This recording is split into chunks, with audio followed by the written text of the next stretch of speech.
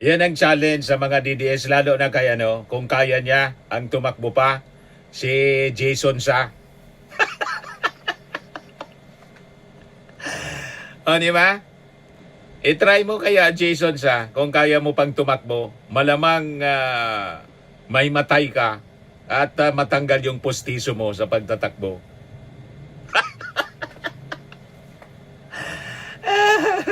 Hingal na po si kasi may hika itong si Jason Sa. Nang pumunta kami sa Congress, yung investigasyon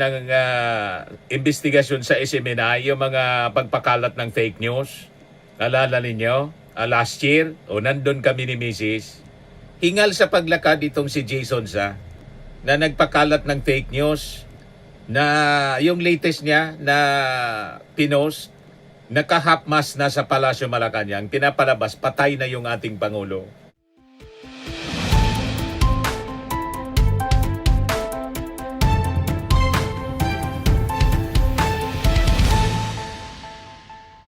Hello po mga kababayan, si Dante Maravillas. Iyakan ngayon yung mga DDS kasi yung ating Pangulong Bongbong Marcos live na in-interview kanina at nakipagsabayan, nakipaghabulan sa mga reporters, mga kababayan, doon sa compound ng Palasyo Malacanang, at yung ating Pangulo nagpa-press con.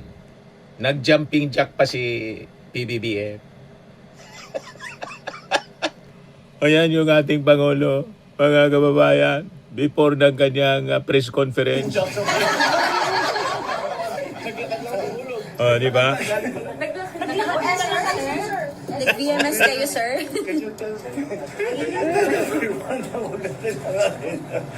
Di ba? Mga kababayan. Hindi sa tape. I am carrying my statement for this afternoon, which is what I'm going to make. It is April 14. We're going to talk about the excise tax. So this has been done today. And I challenge anyone who are saying that I am sick, that they come and exercise with me. We will see who is stronger. You come to the gym with me. Tingnan natin kung sino mas malakas magbuhat ng weight. Yan o.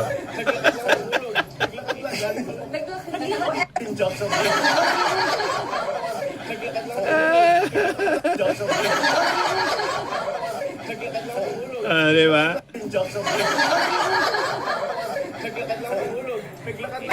Naglakad lang siya, mga kababayan. Iyakan sila ngayon, mga kababayan.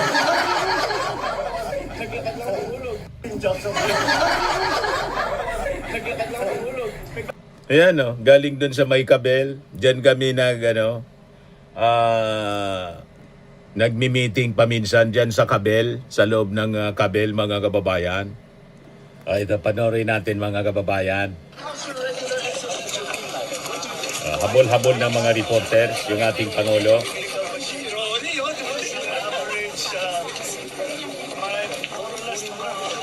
Ano yan? Kaluluwa na lang. Napakalakas ng ating Pangulo. How often, sir? I try for 4 times a week. I try for 2 weeks, 2 days on, 1 day rest. 2 days on, 1 day rest. Sir, before you were very quiet about answering your bashers and trolls. What was the breaking point? What was the tipping point? Bakit po kayo nag-decide to attack it otherwise today? Because people, I don't want people to worry. I don't want people to think that really that there's a problem. Because sa dami ng problema natin na hinaharap, because the war is actually, sa dami na hinaharap. Di ba? Nagkagulo yung mga reporter sa pagsalubong sa ating Pangulo. Ang bilis niya maglakad.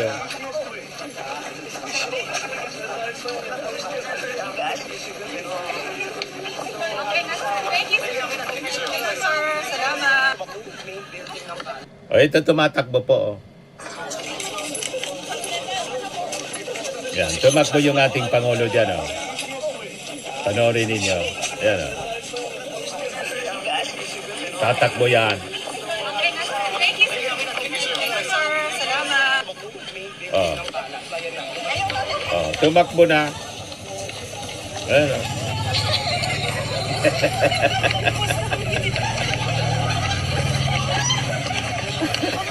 Takbuhan yung mga reporters. Habol-habol yung ating Pangulo. Ayan o, nagja-jogging siya. Di ba? Nakabarong, tumatakbo yung ating Pangulo. Hirap yung mga reporters sumabol o.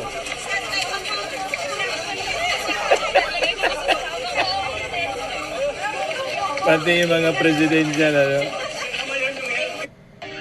Pati yung PSG, hirap habulin yung ating Pangulo. Ito pa, mga kababayan. Sorry po. Yan, ang ating Pangulo. Oh.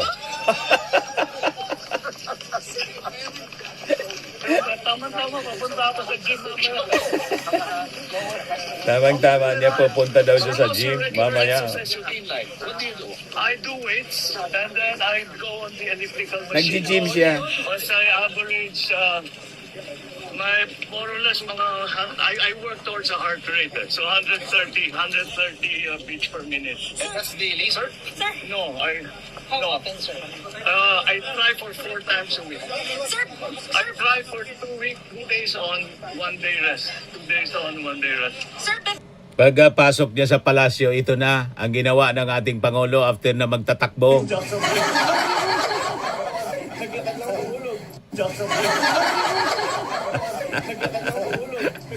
Di ba? Naglakad daw lang siya. O, nakita natin kanina.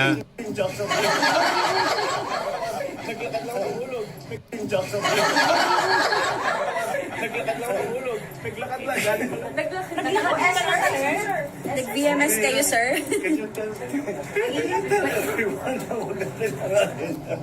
Ano mo?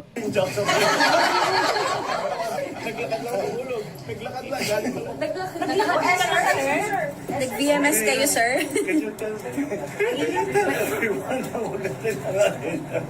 Ano mo?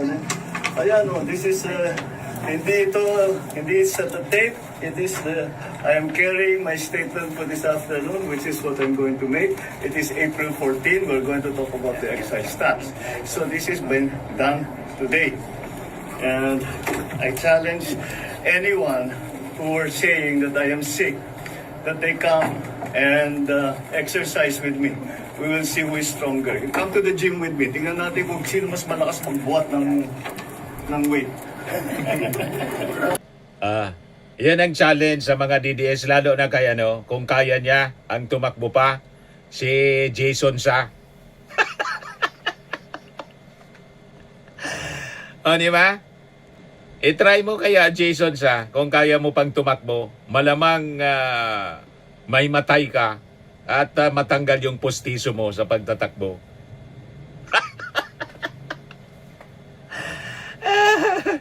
Hingal na po si kasi may hika itong si Jason Sa. Nang pumunta kami sa Congress, yung investigasyon sa SMNI, yung mga pagpakalat ng fake news, naalala ninyo? Last year, nandun kami ni Mrs. Hingal sa paglakad itong si Jason Sa na nagpakalat ng fake news na yung latest niya na pinost, naka-half mask na sa Palasyo Malacanang, pinapalabas, patay na yung ating Pangulo. Ayan ang ating Pangulo. Malakas pa sa kalabaw, mga kababayan.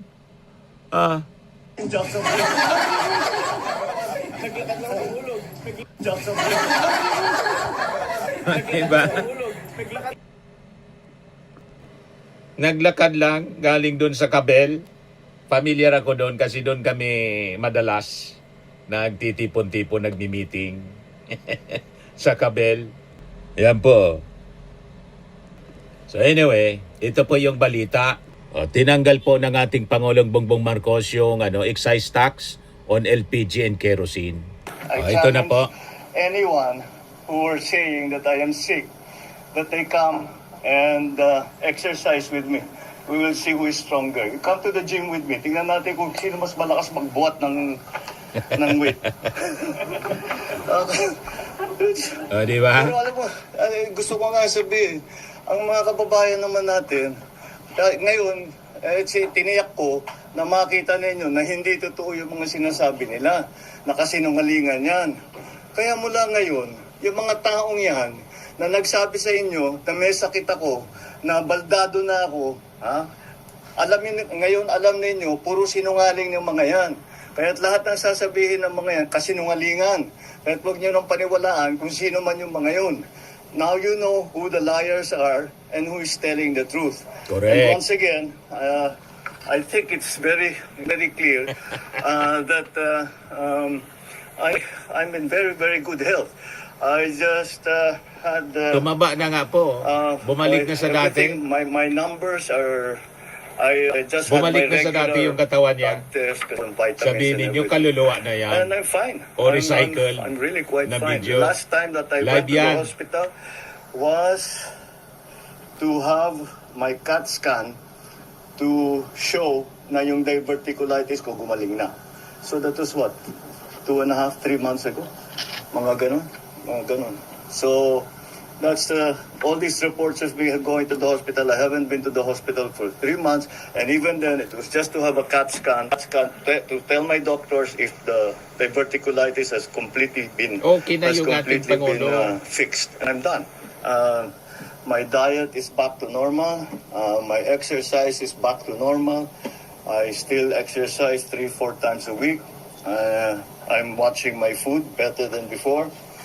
But, you know, so people... I'm sorry? Maintenance medicine for... no, I have... Okay, 2. One for gout, which is lopurinol. Nasa lahi namin mga Ilocano, magka-gout eh. And the other is for high blood pressure, for hypertension. Those are the only 2 medicines that I take. The others that I take are... No, nothing really. When I have allergies, I take an antihistamine. Pero wala naman ngayon. Aside from that, that's it. That's it. I'm not a great believer in supplements. If you eat well and you exercise regularly and you get regular sleep, yun lang I'd like to that we have been doing and try to mitigate the effects of the oil crisis here. Umaasa sana kami na maganda na yung maging peace talks between the US and Iran. Ngunit mukhang hindi sila nakabuo ng deal. Kaya kailangan patuloy pa rin ang ating mga ginagawa para tulungan ang ating mga kababayan. Unang-una, nais kong nabanggitin na wag pong mag-alala ang ating mga kababayan dahil sapat naman ang supply natin sa mga pangunahing pagkain. Mga bigas, mais, gulay, asukal, isda, karne, manok, itlog, at lahat ng ibang produktong pagkain. At nakikipag-ugnayan tayo sa industriya, patuloy din ang ating pakikipag-usap sa kanila. At hanggang sa katapusan ng Abril ay hindi magbabago ang presyo ng mga pangunahing bilihin. Kabilang na dyan, magsardinas, tinapay, instant noodles, bottled water, kape, gatas at delatang karne. Ikalawa, binawasan natin sa produktong petrolyo na direktang ginagamit sa pang-araw-araw. Dahil Yung April excise tax 14 po? na ngayon, na direktang ginagamit na pang-araw-araw sa pang-araw-araw na buhay ng ating mga kababayan. So sa ilalim ng kapangyarihan na binigay sa atin ng batas, tinanggal ko na ang excise tax sa LPG at sa kerosene. Ang katumbas nito ay 3 piso at 36. How much is this? 3.36. 3 pesos 36 ang bawas ng kada kilo ng LPG. Halos 37 pesos sa isang tangke ang mababawasan ng presyo. At 565 pesos 60 centavos kada litro ng kerosene. Ibig sabihin, mas mababa ang gastos at sa pagluluto at sa araw-araw na pangangailangan ng bawat pamilya. Pangatlo, inaayos na natin ang sistema sa pagpasok ng pagkain sa bansa para mapababa ang presyo, mapabilis at sa ganung paraan mapababa ang presyo. Inutusan ko na ang Department of Agriculture at saka yung Tariff Commission pababain ang taripa sa mga inaangkat na pagkain. Upasan ko na ang Department of Agriculture at saka yung Tariff Commission pababain ang taripa sa mga inaangkat na pagkain upang makatulong sa pagbaba ng presyo para sa ating mga namimili.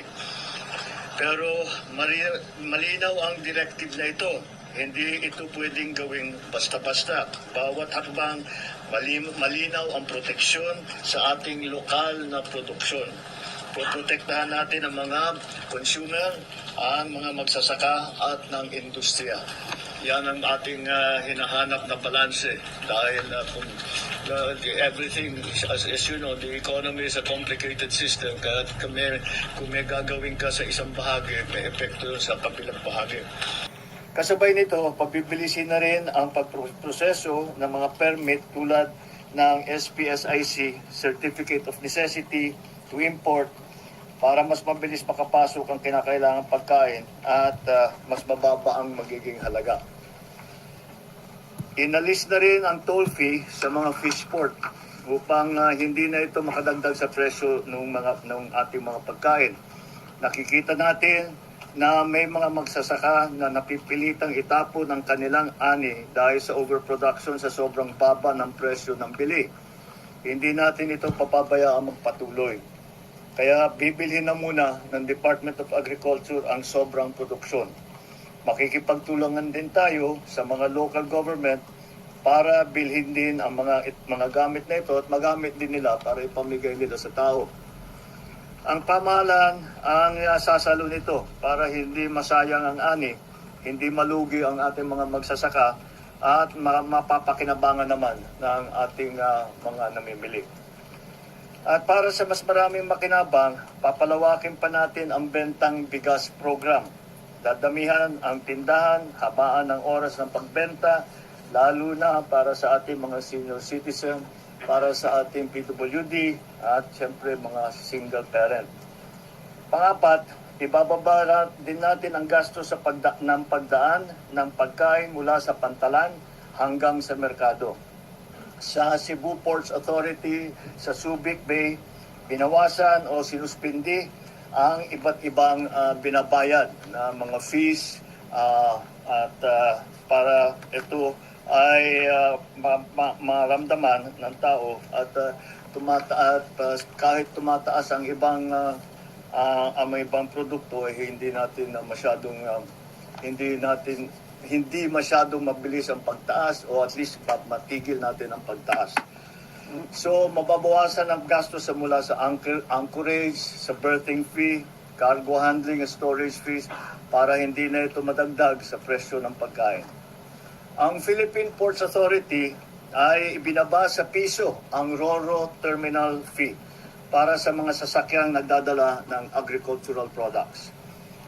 Dahil layunin natin na panatilihing sapat ang supply, pigilan ang pagtaas ng presyo at tiyakin tuloy-tuloy ang hanap buhay ng ating mga kababayan.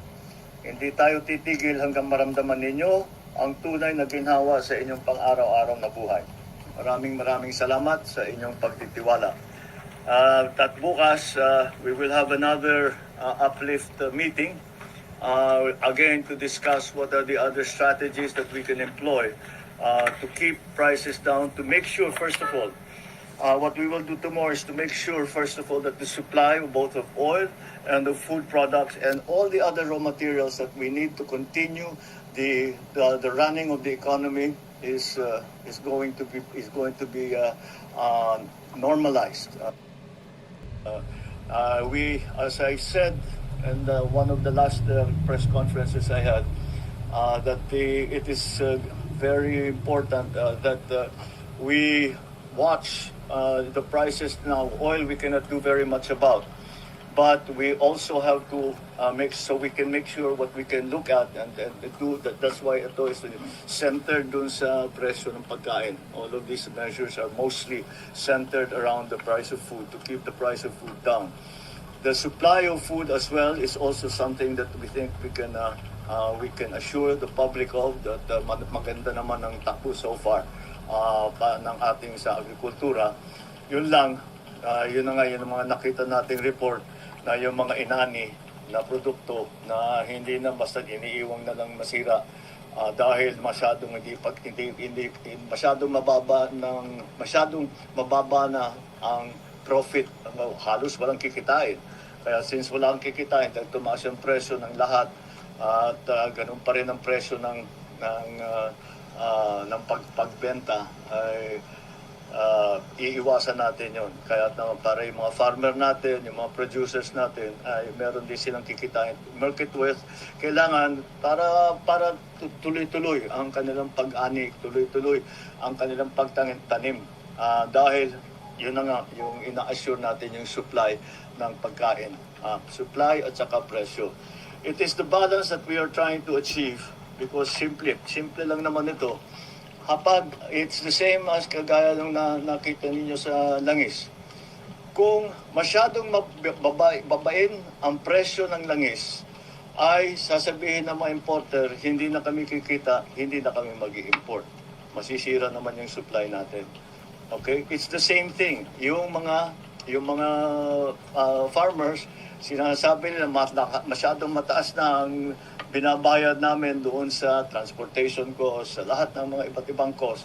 At mababa pa rin ang presyo ng pagkain, ng kanilang ani. So hindi na sila kikita, kaya hindi na binababa. Hindi na dumadating sa merkado yung kanilang produkto. Kaya aayusin natin yan. We will continue to support the farmers, but we will also keep the prices down. The gap that we have to close will be closed by government. It will be government funds that we will have to use. We will have to take funds from other projects, other programs to make sure that is something that we have attended to. All right, so that's basically the announcement for today. I know that people have been asking about what we are going to do about the excise tax. I hope I have provided the answer for you today. And that will be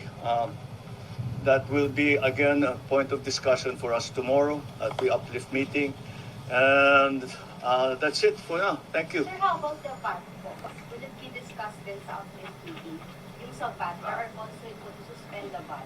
Explain. Here's the thing with the VAT, especially the VAT on petroleum products. The VAT on petroleum products. We are going to get a windfall profit from that because tumaas yung presyo ng crudo. And because of that, all the importations will have at the present VAT rate, we will get funds from extra funds from that. Those if we take away the VAT on petroleum products, it will only help the petroleum market. What we need is funding to help the entire society. Hindi pwedeng yun lang, titignan lang natin is the petroleum. Kasi sinasabi ng mga tao, bakit puro transport workers ang tinutulungan nyo? Paano kami? Bakit the other?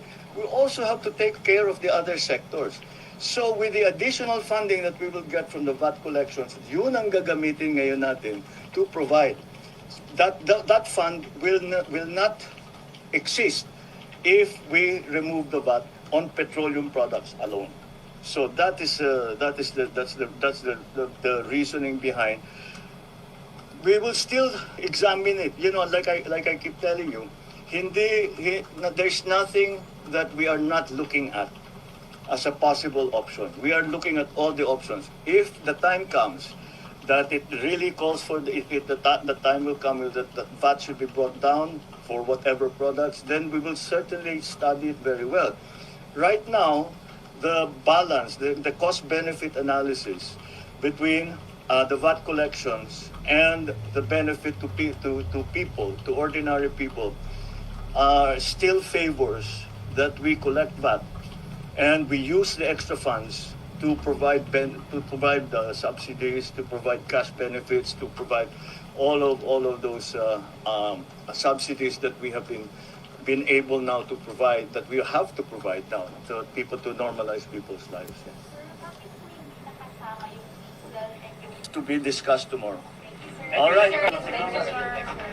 cellphone. Can you take my picture? I will run back. Di ba? Tatakbo pa rin daw siya after sa after na magpa-picture niya. I will run fast. Iyakan ngayon yung mga DDS. Ano kayo ngayon?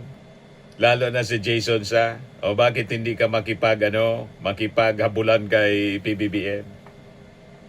Siguradong lalawit yung dila mo. Ayan lang po mga kababayan. Ako po si Dante Maravillas. Bye-bye. God bless.